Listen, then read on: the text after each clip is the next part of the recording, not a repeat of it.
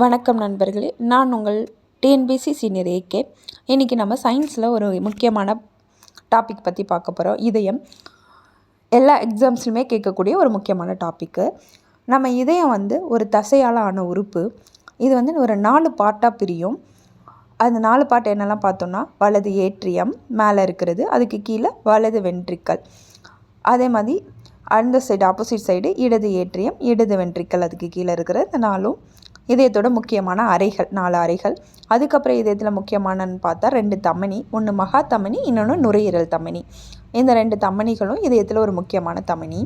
நம்ம இதயம் என்ன பண்ணோன்னா, நம்ம உடம்புக்கு ரத்தத்தை ரொம்ப ஸ்பீடாக அனுப்பக்கூடிய ஒரு ஒர்க்கை தான் பண்ணிகிட்ருக்கு. நம்ம இதயம் எங்கே இருக்குது அப்படின்னு சொல்லிட்டு பார்த்தோன்னா, மார்பு கூட்டோட நடுப்பகுதியில் சிறிது இடது பக்கமாக அமைஞ்சுள்ளது. இதயத்தோட அளவுன்னு பார்த்தோன்னா, நம்ம கைமுட்டி அளவு தான் இருக்கும்.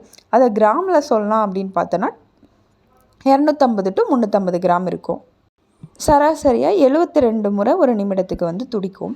இதயத்திலோட அறைகள் 4 நம்ம ஆல்ரெடி பார்த்துட்டோம். வலது ஏட்ரியம், வலது வென்ட்ரிக்கல், இடது ஏட்ரியம், இடது வென்ட்ரிக்கல்னு. இதயத்தோட வால்வுகள் 4. அது எதுனா பார்த்தோன்னா, tricuspid valve, mitral valve, pulmonary valve, ஏஆசிட் வால்வுன்னு ஒரு 4 வால்வு இருக்குது. இதயத்தோட முக்கிய பணி அப்படின்னு சொல்லிட்டு நம்ம பார்த்தோன்னா, உடலுக்கு ஆக்சிஜன் கலந்த ரத்தத்தை அனுப்புகிறது தான் அதோட முக்கியமான ஒர்க்கு. ஆக்சிஜன் குறைந்த ரத்தத்தை நுரையீரலுக்கு அனுப்பிடும். ரத்த ஓட்டத்தை சீராக வச்சுக்கிறதுக்கு ரொம்ப ஹெல்ப் பண்ணுறதே இதயம்தான். உடலில் உள்ள அனைத்து உறுப்புகளுக்கும் தேவையான ஊட்டச்சத்துக்களை வழங்கக்கூடிய ஒரு மெயின் ஒர்க்கே இதயம் பண்ணிகிட்ருக்கு. அதே மாதிரி நம்ம உடம்புல நம்ம உயிர் வாழ்கிறதுக்கு தேவையான ஆக்சிஜன் கலந்த ரத்தத்தையும் நம்ம உடம்புக்கு வழங்குறது இதயம்தான். இதயத்தில் உள்ள இந்த 4 அறைகளும் தான் இந்த இரத்த ஓட்டத்தை எப்படி சீராக அனுப்பணும் அப்படிங்கிற ப்ராசஸை பண்ணும். இது எப்போவுமே நமக்கு டிஎன்பிஎஸ்சியில் கேட்கக்கூடிய ஒரு முக்கியமான ஒரு டாபிக் சயின்ஸில்.